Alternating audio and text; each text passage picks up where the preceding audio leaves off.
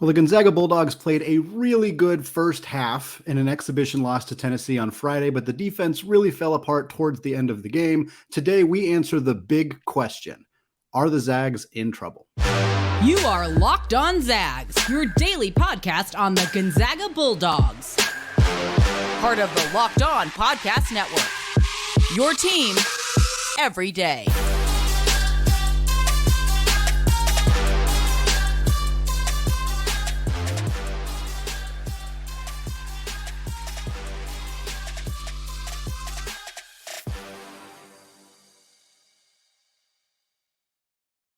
What is going on, y'all? Welcome to the Locked On Zags podcast, part of the Locked On Podcast Network, your team every day. I'm your host and longtime Gonzaga podcaster, Andy Patton, here to give you daily reports through another season of Gonzaga Hoops. All right, today is Mailbag Monday. It is a slightly different Mailbag Monday than we typically do. I am thrilled to be joined today by Connor Hope. Connor Hope is a writer and podcaster with Heat Check College Basketball and the Heat Check Hangout podcast. He's here to help break down that exhibition game against Tennessee. Many of you saw, some of you did not see, but you saw the score, a 19-point loss for the Zags. We're going to talk about that, what it means, what it maybe doesn't mean. Connor, thank you so much for jumping on the show today. Yeah, I'm always happy to come on the show, Andy. Thanks for having me. Yeah, of course. We got a lot to talk about today. Again, Zags lost by 19 points. It's hard for that not to be what you lead with, what you talk about. Certainly, it is an exhibition game. The Zags technically have 0 losses going into the season. It's Halloween, as you're listening to this, most likely. Typically, we don't see a lot of Gonzaga basketball or any Gonzaga basketball before Halloween, so I think that is obviously an important caveat to note here. But Connor, before we get into some of the nitty-gritty details, I'm kind of hoping for just like a little quick summary. You mentioned on Twitter that you saw more good than bad. Obviously, there was a little bit of both in this game. Could you give maybe a quick summary of maybe why Zags fans shouldn't be too concerned after this loss against Tennessee? Yeah, I mean, I think to start, right, Rajier Bolton, Drew Timme looked like Rajier Bolton, Drew Timme. Bolton might look even better than he did last year, and last year he was a knockdown shooter. Like, he looks good, and he looked ready to take over that lead guard role if the Zags needed him to. Obviously, you want Nolan Hickman to be that guy, but if he's not, or if he struggles and late in games, you need Bolton to be that guy. He looked the part. That back cut that they ran out after the timeout where Hickman rolled to the basket and got the ball. That pass by Rajier Bolton was probably the prettiest pass I've seen since Zags. Like last year, Nembhard was great at distributing the ball, but I don't know if he ever made a pass that looked quite like that last year. Strother showed flashes. And if he's going to be that second option that people think he could be, he's going to need to show that in longer stretches. But it's the first game, and the younger players, the newer players, Malachi Smith looked good. Efton Reid looked good in the limited run he got. Hickman looked solid. Like he didn't look bad. We're so used to Jalen Suggs and Andrew Nembhard that we want this essentially it's really kind of a redshirt sophomore year. He played last year and he played significant minutes, but like this is the first time we're really seeing him take on a huge burden. And he looked like he could do it, right? Especially in that first half, looked pretty good. Salas is a work in progress, but we saw all the tools on display. Dom Harris obviously looked a little shaky, but he's only been practicing for full go for 2.5 weeks. Yeah, barely. That's you like to see him out on the floor, especially in that first half. In that exhibition, and granted, he came in after Ben Gregg, but I think part of that is just Ben Gregg's been practicing more and for longer. So I liked what I saw. Offensively, they looked like Gonzaga, right? Defensively, they had issues. It's going to work itself out, right? You no longer have Chet Holmgren. You have to adjust to no longer having Chet Holmgren. But all the issues they have were fixable.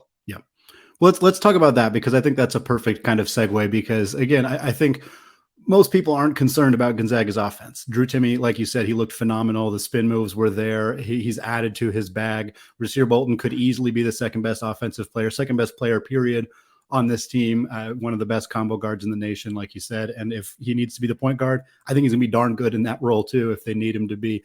So I'm not worried about this team's offense. I doubt too many people are worried about this team's offense, but the defense was shaky. And certainly there are some significant caveats. I don't think enough people are discussing the fact that nobody fouled out of this game.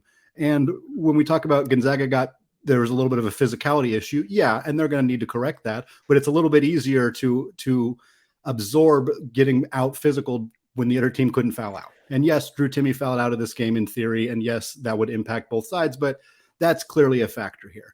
Regardless, you talked about how most of the defensive issues are fixable. We're not talking about issues where the players are unable to play good defense or unwilling, hopefully, to play defense. It looked more like schematic stuff, potentially some communication things you might expect from a team that has only played together for a couple of weeks. Is that generally kind of what you saw from this team defensively? Yeah, I saw early on just a lot of communication issues on the perimeter, right? Mm-hmm. They were switching, but they weren't communicating the switches. There were a couple of times where one guy switched, the other guy took the man, and all of a sudden you had, Zakai Ziegler out open for a three. Mm-hmm. That turned into, I think, people starting to cheat, maybe not wanting to switch, maybe wanting to get around the screen. Yeah. And then losing the dribble drive contain. And so I think fixing one fixes the other. Fixing that communication, that's all coachable. You can coach where you need to be. You can coach communication. You can coach when you need to switch, when you don't switch. But you can't coach buy-in.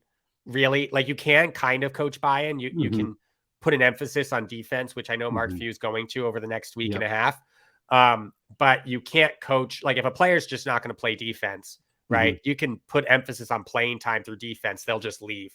But you can't coach raw talent. Gonzaga has size. They have quickness. And you can't coach kind of the effort on the defensive end. The players have to put in that effort. And it looked like they were. And the second issue is just they were taking a lot of chances that they could take last year. That they can't take this year unless Efton Reid's in the game. And I know there's been a lot of talk this offseason about Efton Reid's ability to protect the rim. I think we saw a couple of times where a guard drove to the basket. And while he didn't get the block, he did enough to alter the shot. And there was one early on where I think they drove the baseline.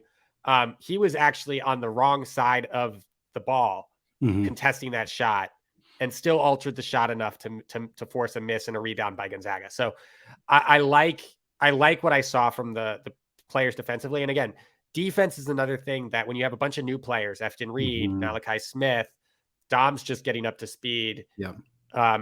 You have to really fit those pieces in where offense is not necessarily that all offenses are the same, but individual talent can make up for being out of scheme on offense where it can't do the same thing on defense. Absolutely. And I think that was kind of the biggest thing that I saw, at least defensively, was just some miscommunication stuff and guys kind of adjusting to new roles. Efton Reid, obviously on a new team, also a bit of a new role in terms of what he's being asked to do defensively in this system, as opposed to the system at LSU. Drew Timme now has to adjust his defensive game kind of more so to just what he was as a sophomore without Chet Holmgren on the court. Anton Watson is probably in a somewhat similar role, although I think he's going to be expected to play more defense around the rim, something that he's really good at playing defense away from the rim, but that's not necessarily an area of strength for him. So for me, a lot of it was just guys adjusting to having different roles defensively, and you wouldn't expect them to have perfected that in the first time that they're playing. Does that seem like a fairly reasonable assessment there? Yeah, exactly. And when you saw it in the first half, there was a stretch of about, I think it was like 3 to 4 minutes where Gonzaga went to what kind of pseudo what we would consider their defensive lineup. Harris hadn't come into the game yet. They had Hickman out there, I think, instead, but pretty close to it. They had Watson and Reid and Salas out there.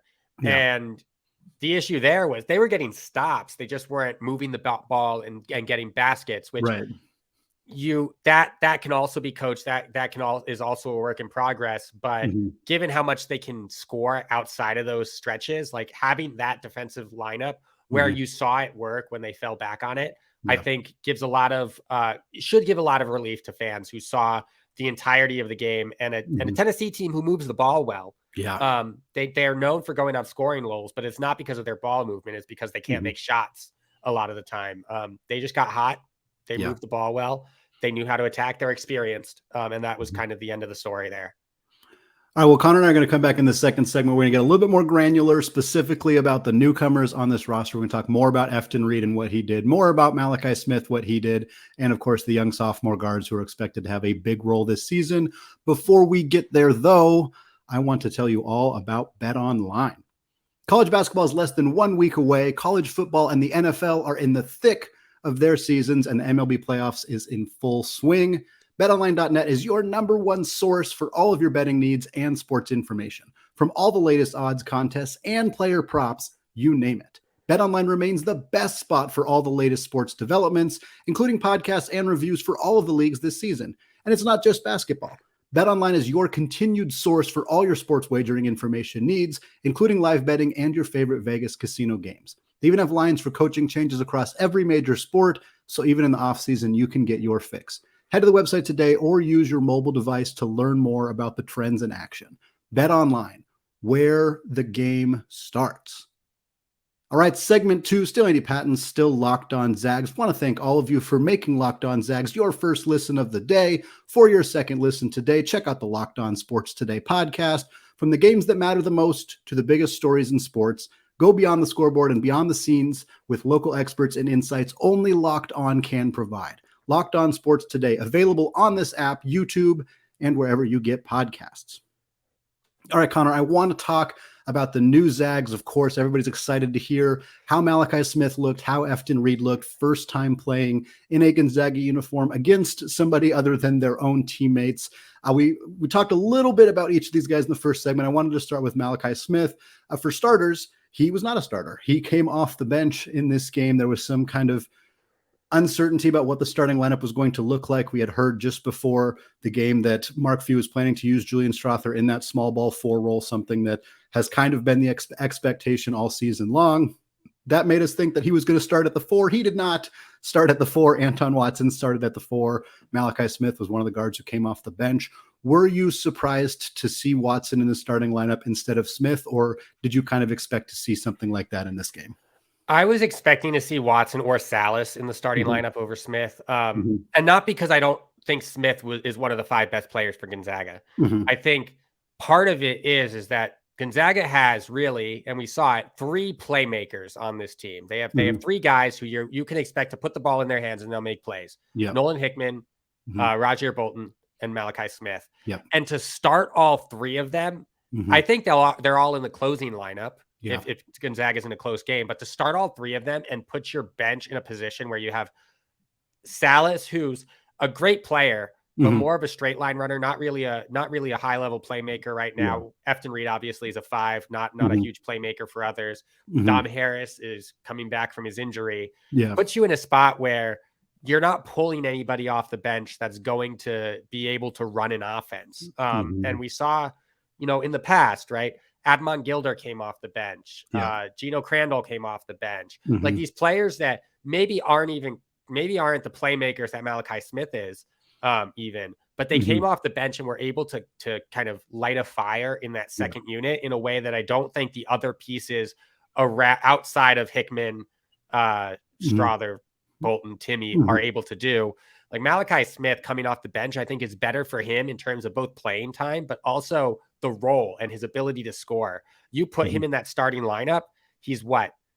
The 5th option, probably. Right. You pull him off the bench and all of a sudden he could have a season like Rui Hachimura in his sophomore year where he's just scoring a ton of points off the bench and could be 2nd or 3rd on the team in scoring because he doesn't have to compete with these other playmakers and these other scorers. So I liked that off the bench. And it also gives the ability for Gonzaga to defend a little bit better inside. I know Timmy's working on his defense, but Watson's a much better defender. Yeah. And you put him in that kind of, I don't even want to say Chet role, but that 4 on offense, 5 on defense type of role, I think is a lot better than having 3 small guards, Strother at the 4 and Timmy at the 5 as a starting lineup. And you rotate them in and out, obviously. But I was confused why people thought that because Mark Few said that Strother was, going to play that Corey Kispert role, that he was going to start in that role, rather than like what we saw in 2020, 2021, where Watson started the year and it just got to the point where you had to start Nembhard. Yeah. We might get to that point. Malachi Smith might be the starter by the end of the season, but I think you want to start with a more traditional lineup and see where that gets you, and then make the decision to go a little bit smaller if you need to. What did you think about Malachi Smith's performance in this game specifically? Obviously, it's it's a small sample size. It's one game. Just looking at the box score, 5 points, 4 boards, only attempted 1 3. We know, obviously, that was a huge part of his game at Chattanooga. He's clearly adjusting from being a extraordinarily high usage guard, one of the most high usage guards in the entire country at Chattanooga, and now he's going to be in a significantly smaller role. We've seen a lot of Gonzaga guards have tremendous success in terms of upping their efficiency when they kind of come over from North Texas, like Ryan Woolridge did, or even Bolton, who came from high level programs, but was in a situation at Iowa State where he was in a huge high usage role and then came to a much smaller role at Gonzaga and thrived. Do you see something similar happening with Malachi Smith? And did the game against Tennessee kind of change or alter your opinion on that at all? I don't think it altered my opinion. I still think he's probably a top 5 scorer on this team. Yeah. Probably 5. And I think that's what we expected when he first joined the team. Right. I liked that he didn't push it too much. Right. He took what was given to him. I think he went 2 of 4 from the field, just missed his only 3. Didn't turn the ball over at all. Got the assist, got an offensive board as one of his four rebounds, got a block and a steal. And so he showed the willingness to play defense. He showed the ability to take the points that were given to him and the willingness to not be that guy and be able to fit into the rotation. And I think given what you want Hunter Salas to be, given what you want Nolan Hickman to be, like Malachi Smith is just going to have to fight for minutes, which is fine. He's on a much better team that has a chance of going the distance, right? So it's that give and take. I think fans might be a little bit surprised by the lack of minutes. He was 6th on the team in minutes, but I mean, Salas is talented. Salas is damn talented. So like you almost can't contain Salas. Like you can't push him down in the rotation just because you have Malachi Smith. Like Gonzaga's ceiling is where Salas is the better player. Yeah. So if you're trying to coach to their ceiling, you play Salas more minutes, especially since you know what Malachi Smith can do. You want to see Salas in those situations against Tennessee more so than Malachi Smith, who's been in those situations against a bunch of top teams. Right. With no disrespect to Malachi Smith whatsoever, if he's one of Gonzaga's better guards, if he's distinctly better than the 2 sophomore guards this year, that's probably not necessarily good news for the Zags, just because we kind of know, like you said, what Smith is, and we want those 2 guys to reach that level where they're, in the conversation as first round picks. And in order to get that, they need to be higher on the depth chart. Right. I wanted to talk about Efton Reid now. We talked about him a little bit already and kind of his impact defensively, but I loved what we saw from Efton Reid in this game. I thought he looked fantastic. I think if there is a takeaway for fans who either did or did not watch this game on Friday, I think Efton Reid, I mean, just box score glancing again, 8 points, 3 of 3 shooting, 2 for 2 from the free throw line, which is not normally noteworthy, but he was a really terrible free throw shooter at LSU. So I don't think it's certainly not a bad thing that he knocked them both down in this game. 5 boards, this is 8 and 5 in 14 minutes for Efton Reid against obviously a team he's familiar with in Tennessee, but against a good physical team. For him to play that well, be really physical down low. We saw him, alter some shots defensively. Like you said, we saw him be aggressive offensively. I thought this was a really nice performance from him and made me even more encouraged about what he could bring to this team. Exactly. I mean, you're looking at players, and when they don't push it, right? Because the players who are the stars, Strother, Timmy, Bolton, even Hickman, like if they start to push it, like it's usually because they feel like they have to. When a bench player starts to push it, it's probably because they just want more run or they want more points. Reid took 3 shots, made all 3, plus the 2 of 3 from the line, got 2 offensive boards. Didn't record a block, but he altered quite a few shots.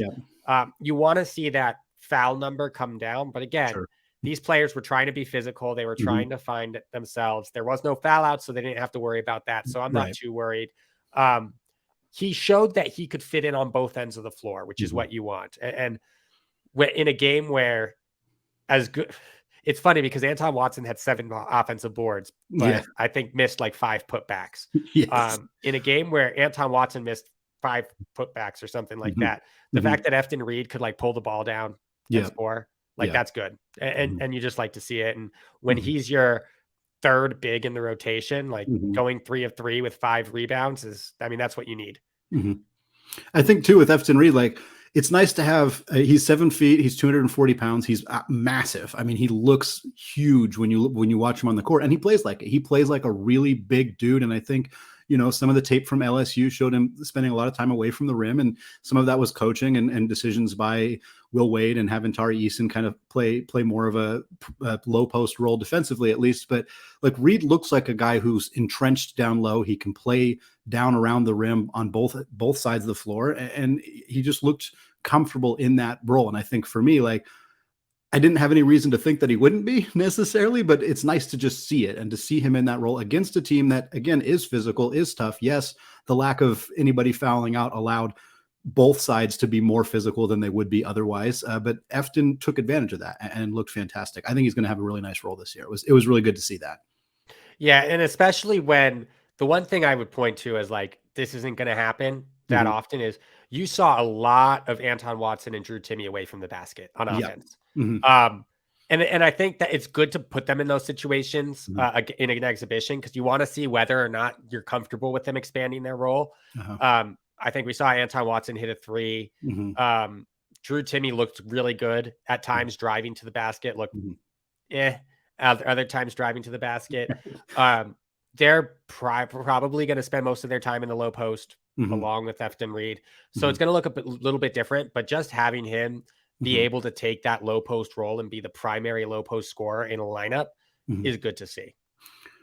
Wanted to pivot and talk about the 2 sophomore guards. Again, we've already touched on both of them a little bit, and particularly their ceiling and how important that is for the Zags. There was a bit of a mixed bag in this game for these 2 guys. Frankly, Hunter Sallis didn't look great. 2 points, 1 rebound. That was in 17 minutes. 0 for 3 from deep. We know the outside shooting hasn't really been a part of his game up to this point. Clearly, it's an area that if there is growth there is going to be very significant for the Zags, but also for him individually as a draft prospect. Similar with Hickman, he was a better shooter last year, but also went 0 for 3 in this game. These 2 guys combined to shoot 4 for 13 from the field. I thought Hickman had a solid game, 9 points, 4 assists. He looked fine. The shots weren't really falling, but these 2 guys are a huge part of Gonzaga's team this year. There's absolutely no doubt about that. And in this game, it's fair to say they didn't look great. Is that something that you're concerned about heading into the season? No, it's tough because like Hickman, I actually liked what I saw, right? He didn't make the shots, but he had a couple of open shots he just missed.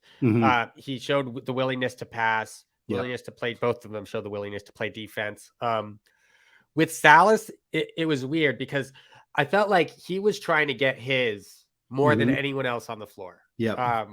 Obviously he didn't like. We're going to look at the 2 guys that went 3 of 10 from the field in Strother and Watson and be like, well, Sallis only shot six times, but there was one play where Sallis it was like a 3-on-2 down the middle of the floor. You had Julian Strother on the weak side. So you had one defender, I think on Malachi Smith or Rajier Bolton on one side, a defender on Sallis and no defender on Strother. And you would have liked to see Sallis pass out of that. But he went into both defenders and missed. And then Tennessee got the rebound. And it was kind of a dud breakaway at that point. You'd like to see him learn to pass out of that. And I'm sure that's something that Mark Few is going to talk to him about, like pass up the good shot for the great shot. Hickman, I mean, it's going to be a work in progress for both of them, right? Gonzaga's not going to be at its March form in November like it has been the past 2 years, really. You're going to see some losses. You're going to see some dumb plays. You're going to see some bad shots. That's just all part of the learning process. And you want those to happen in October. You want those to happen in November rather than February, March. So I'm not too worried yet. I think I'd start to get worried if we get into December and they still don't look like the guards that we need them to look like. That's a perfect segue into kind of the last topics that I wanted to talk about with you, Connor. We know the Zags have work to do, but also it's Halloween. It is still October as most people are listening to this. The actual season is about a week away from starting when the Zags tip off against North Florida. They still got another exhibition game before that. Every team has stuff to work on. You look around, and I'm pinpointing other results of these scrimmage games as a way to make Gonzaga fans feel better is not necessarily an exercise that you're lacking a lot of context when you do that. But like Arkansas got smacked by Texas. They lost by 30. Now Arkansas relies a ton on freshmen, so it's a little less surprising that they would struggle. Duke lost to Houston. That's maybe a result you'd expect regardless because Houston is very good, but Duke shot 2 of 17 for 3. We just saw Louisville lose a really bad game. Syracuse has done it. Like those are not teams on the level of Gonzaga, but the point is it's October. Every team is rusty. And that's just kind of how this process works, especially with transfer portal allowing for most teams to have more roster turnover than they've had in the past. I guess the main question is, how seriously do we take a result like this, even if we're kind of operating under the assumption that Gonzaga was playing fairly close to their normal rotation? You know, they didn't play Caden Perry 30 minutes or anything like that. Like they played the guys they're going to play. But how seriously do you take a result like this, especially when you consider that Gonzaga does got some pretty good games on their schedule coming up pretty quickly? I think you take it seriously from the perspective of what did we see, what worked, what didn't, who looks like they're ready, who's not. Yep. I think you take it seriously more so at the beginning of these games than towards the end, right? Because like the first half was a really good game. Yeah. Gonzaga still looked like they were doing some things that they won't normally do. Timmy away from the basket again, stuff like that. Still up by 4. I don't know the exact number, but Timmy didn't play many minutes. Like Tennessee went on their run in the beginning of the second half, and then Timmy kind of got pulled and sat. That was it, yeah. And so that's when you start to look at them like that's them looking at what do we have. And again, it's a Gonzaga team that while they don't have any freshmen, they have a lot of new people stepping into new roles. Yeah. Tennessee has 2 guys stepping into new roles plus a freshman. Right. But like Zakai Ziegler is picking up, more of the point guard role where he was kind of the backup point to Kennedy Chandler last year. But Vescovi was their starting 2. They were missing Josiah Jordan-James, and I get people are going to point to that, but Julian Phillips is probably more talented, really good than James. So, but you have they lost Fulkerson, but Fulkerson started losing minutes and starting position later in the year last year too. So I like Tennessee's roster. I think teams like Tennessee, Houston, Texas, even though they're adding a new point guard, are in positions where they're going to look really good right away because they have the experience. They have, for the most part, the rotation that they had last year with some changes to the teams. But again, like teams like Gonzaga, where they're adding a couple new pieces, but also bringing a lot of pieces up into new roles. Duke, that's really freshman heavy. Arkansas, that's really freshman and transfer heavy. They're going to start to look better as the season goes on. Sure. I think by the time you get to the Kentucky game, you'd hope that you see a Gonzaga that's full go, right? I don't know what the reaction would be if they lost to Michigan State early on in the season. I think it depends on how they lost. But I think if they start to look out of place against teams like Kentucky and Baylor and a potential game with like a Duke or a Florida in the Phil Knight Invitational, that's when you start to be like, okay, are they maybe not a top 5 team? Maybe they're closer to a top 10 to 15 team. Sure. Yeah. But this early in the season, they can struggle, and it's really easy. And I think rightfully so to just point to, they're still getting used to their new roles. Yep. I think too, with Tennessee, they're the kind of team that's going to look good in something like this because they have more experience and whatever, but also they're a really good basketball team. There's a really, really good team. They might be underranked at 11. Tyreek Key coming off the bench, I think he had 25 in this game as a grad transfer.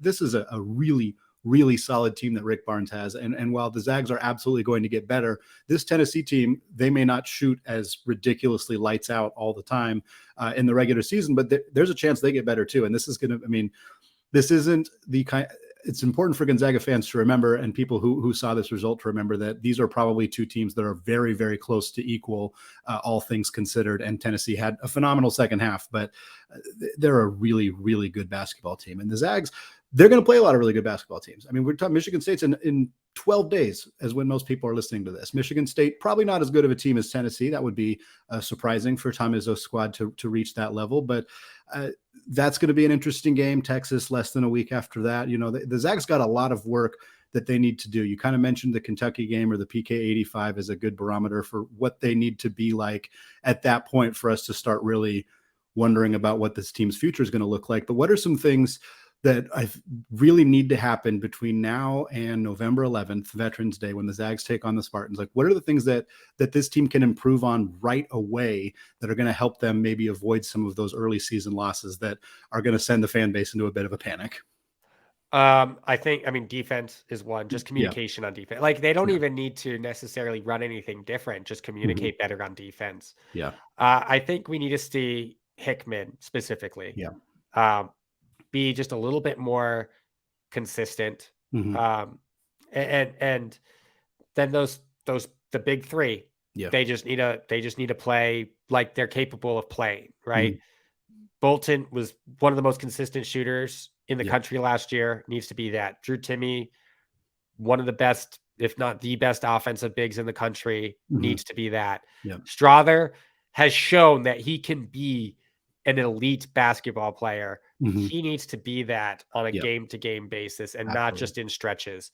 But I think if those three are playing at a Final Four caliber level, a lot of these early games, even if they're losses, will look competitive and will look promising, especially if you're seeing the struggles coming from the newcomers, coming from the sophomores, where you can start to expect those improvements to happen. But yeah, I mean, Tennessee, like, Tennessee is one of the most inconsistent teams in the country. Last year, I think they were bottom 50 by Haslametrics. They haven't been in the top 150 in 3 years. Their highs are really high. Their lows offensively are really low. And I think we saw one of their highs yesterday. Like, I think everyone came out to play, but I think Tennessee was just more ready, a more cohesive unit. Looked like a team with a bunch of players that had played significant minutes together. And that's just the way it is. Like, I mean, if we're talking about big losses that, don't signify anything, Kansas lost to Kentucky by like a massive amount at home last year and went on to win the national championship. So I'm not going to take anything out of an exhibition in terms of how the Zags are going to look as the season progresses, because if you can lose I think it was an early February game. It might've been late January. If you can lose that home game to a team that's probably at the same level last year as Tennessee is this year, then I think Gonzaga is going to be just fine. They just need to find their footing. All right, Connor, last question for you before I let you go. Kind of wanted to talk about these exhibition games just as a whole in general. Certainly the pay-per-view aspect of this game was polarizing. Some people were upset at the idea of having to pay a fair amount of money for an exhibition game. Obviously, the money was for a charity, for the McClendon Foundation, which was, I thought, very, very nice. But again, I can understand that concern. But we're seeing more teams wanting to do this, wanting to play. I mean, obviously, we talked about Duke and Houston and Arkansas and Texas. Like, there's a lot of teams that are out there playing really good opponents in this exhibition season. We're seeing it more often be televised, or at least see the results come out a little bit more. I'm curious kind of what you think about that. If you think it's something we're going to see more of going forward, if Gonzaga and Tennessee, are they kind of on the forefront of something that's going to continue to happen, or are situations like this where Gonzaga, a lot of people kind of got frustrated or upset because they didn't look all that good. And for Mark Few, he did not want to go out there and lose by 19 points on TV. Like, I know for a fact that's not what he wanted or what anybody on the team wanted. So I'm kind of curious if you think these will become more accessible to the public, or if fear of not looking very good is going to keep these things more closed door going forward. I think first off, the fact that you saw Mark Few and Rick Barnes both take interviews during timeouts signifies how much they actually took out of this game in terms of, oh, we're bad or oh, we're good. Like Mark Few doesn't even do halftime interviews in tight big games, right? He's not going to do a mid timeout interview, or even a mid play interview, in a normal game. So, so like that, I think fans might be taking it a little bit more seriously. I mean, Mark Few takes it seriously, but like a little bit more seriously in terms of like the sky is falling than Mark Few is. I think it's good. Like, I think I tweeted out the other day because Eli, who's the owner of Heat Check, put something out about the lack of like marquee matchups in the first week of the season this year. And I think there's one top 25 matchup or something like that in the first week. And I think what this does, these ability to have these scrimmages, and granted, secret scrimmages were always happening, but the ability to have these scrimmages that like people look forward to the results of and stuff like that is it does the same thing as having an early marquee matchup without the negative effects of having an early marquee matchup. And I actually think it's good for these top teams to have easier schedules towards the beginning of the year. Like it's not as good for the fans because you don't get those early big matchups, but it's better for the teams because they can work out the kinks without it being like, oh, we're facing Duke and working out the kinks. Now we're facing, a Kent State and working out the kinks. Kent State's still a solid mid-major team, but they're not a Duke. And so I like these scrimmages because it is Gonzaga against Tennessee. They can experiment more than they would in the regular season. They can work out the kinks, but they don't have to risk a loss on their resume to do so. So I like it. As for the pay-per-view, like I could understand the people being upset if it wasn't for charity. I think the only reason it was televised was because they were doing a pay-per-view for charity. Like if they weren't, it would have just been the same type of game where they played a scrimmage or an exhibition and then the results were posted. Right. So the fact that we got to see it at all, I think was a good thing. And like, I'm not going to judge people who don't want to pay $10 to watch college basketball, but like if you're complaining that they're asking for a donation of $10 to watch the game, I don't really think that's as big a deal as, actually getting these teams on the floor for an exhibition. Yeah. I love that you mentioned the Mark Few and Rick Barnes talking to, I mean, Rick Barnes, like joking around with Fran Fraschilla during the game. Like, I think that's awesome. And I think that that's a testament to how much these two guys in particular, I mean, love college basketball certainly, and love the opportunity to do something like this. And yeah, like Mark's a very serious guy and he wasn't really joking around during he was still watching the game, but like for him to do that and take it seriously and talk about wanting to continue to do stuff like this, I think it's fantastic. I think if Gonzaga could always have two exhibitions, one against a team like Tennessee, one against a team like Warner Pacific, where they get an opportunity to certainly do very different things or play, younger guys, big minutes, whatever they're going to end up doing in that game on Wednesday. But I think that's awesome. And I would love to see Gonzaga continue to schedule like that. And it seems like we're maybe on the cusp of seeing more teams do that. Connor, thank you so much for coming on the show today. I really appreciate you taking the time, helping break down this game. Tons more fantastic Gonzaga basketball coming up in the next couple of weeks. Really hoping to get a chance to talk to you again soon about that. Yep. Thanks for having me. I'm looking forward to the season. I think this team, I came away liking Tennessee more than I did previously, but not being worried about Gonzaga. And I think that's important for people to come to the conclusion of, is that it's not time to panic yet. On Gonzaga, right? Tennessee's just really good.